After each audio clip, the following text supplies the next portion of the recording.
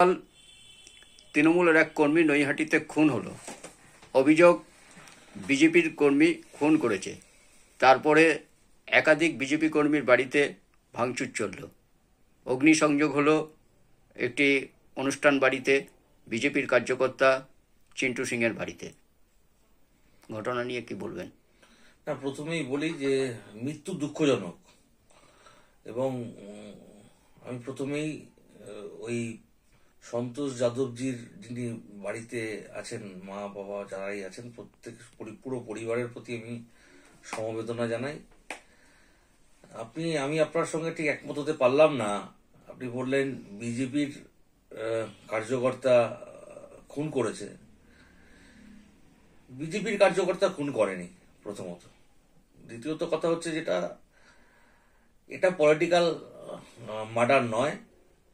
যদি আপনি সিপি সাহেবের কথা শুনে থাকেন, তাহলে আপনি বুঝবেন যে উনি বলেছেন এটা পলিটিক্যাল মার্ডার নয়, এটা একটা ব্যক্তিগত শত্রুতার রেশে এটা একটা মার্ডার হয়েছে। কিন্তু দুর্ভাগ্যজনক সেটা হচ্ছে যে বিজেপি কার্যকর্তাদের বাড়ি, সাধারণ কার্যকর্তা যাদের সম্পর্ক এই মার্ডারের সঙ্গে দূর তক নেই, সেই ধরনের কাজ, একদম সাধারণ গরিব কার্যকর্তা, খেটে খাওয়া কার্যকর্তাদের বাড়ি ভাঙচুর করা হচ্ছে। আমাদের ওখানে মন্ডলের সাধারণ সম্পাদক জিএস মুকেশ সাউ, অত্যন্ত পিছিয়ে পড়া সমাজ থেকে উঠে আসা একটা তরতাজা যুবক, প্রতিদিন মানে জীবন সংঘর্ষ করে লড়াইয়ের মধ্যে দিয়ে সংসারকে চালাচ্ছে। সেই রকম একটি যুবকের বাড়িতে মানে ভাঙচুর, শুধু বলবো না, ভাঙচুর পাশে লুট চালানো হয়েছে। তার একটা ছোট দোকান ছিল গুমটি, সেটাকে ভেঙে ফেলে দেওয়া হয়েছে। তার বাড়ি তছনছ করে ভেঙে ফেলে দেওয়া হয়েছে।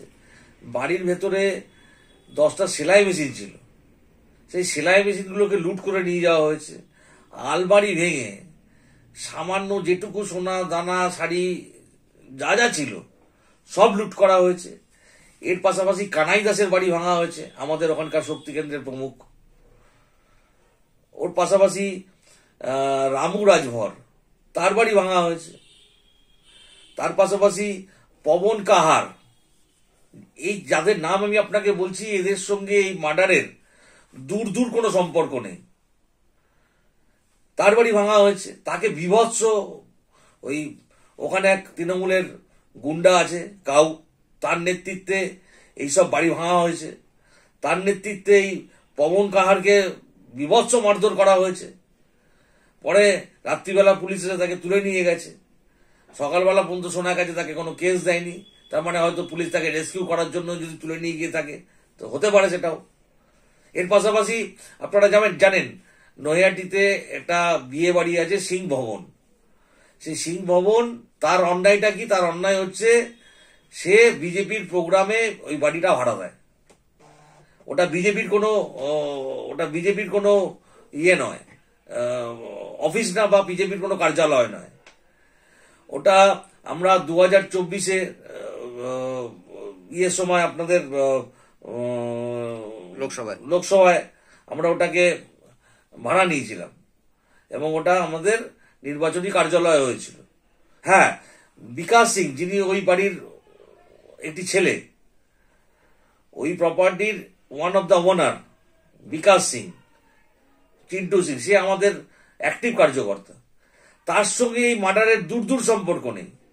কিন্তু যেহেতু বিজেপিকে তারা এই বাড়িটা ভাড়া দেয়, তার রেসে বাড়িটা ভাঙচুর করে, বিয়ে বাড়িটা নষ্ট করে, এসি মেশিনগুলোকে জ্বালিয়ে, যত আসবাবপত্র ছিল সেগুলোকে বাইরে নিয়ে এসে পেট্রোল দিয়ে জ্বালিয়ে শেষ করে দিয়েছে পুরো।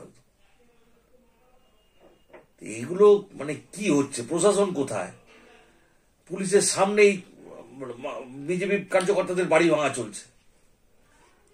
প্রশাসনের কাজ করুক, যিনি মার্ডার করেছেন তাকে অ্যারেস্ট করুক, আমরাও চাই।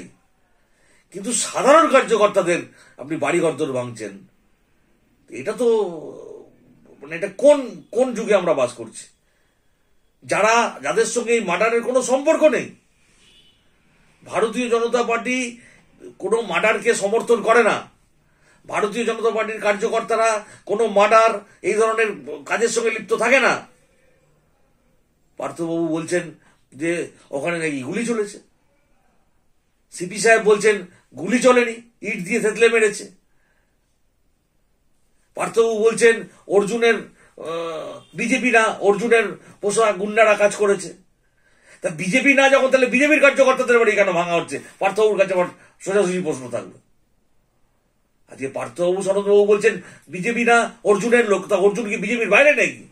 মানে কি বিজেপি অর্জুন সব মিলিয়ে মিশিয়ে অর্জুনের ব্যক্তিগত লোক, অর্জুনের ব্যক্তিগত, অর্জুন সিং ভারতীয় জনতা পার্টির নেতা? আসল কথা অর্জুন সিংকে কালিমালিপ্ত করা হচ্ছে, আসল কথা ভারতীয় জনতা পার্টিকে কালিমালিপ্ত করা হচ্ছে। এ বকরার লড়াই, এই লড়াইয়ে কিছু সমাজ বিরোধী লিপ্ত হয়ে গেছে।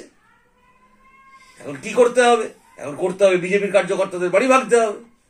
আমি তো আপনাকে দায়িত্ব নিয়ে যে 4টে নাম বললাম, মুকেশ সাউ, কানাই দাস, রামু রাজভর, পবন কাহার, এরা দূর থেকে এই মার্ডারের সঙ্গে কোনো যুক্ত না, কিন্তু এদের বাড়ি ঘর ভেঙে একদম লুটপাট। আপনারা দেখছেন 24 ঘন্টা ইন্ডিয়া টিভি, সর্বদা সবার পাশে সবার মাঝে। আজ এ পর্যন্ত। সঙ্গে রাখুন 24 ঘন্টা ইন্ডিয়া টিভি, দেখতে থাকুন সব জেলার সব খবর সবার আগে 24 ঘন্টা ইন্ডিয়া টিভির পর্দায়। নমস্কার।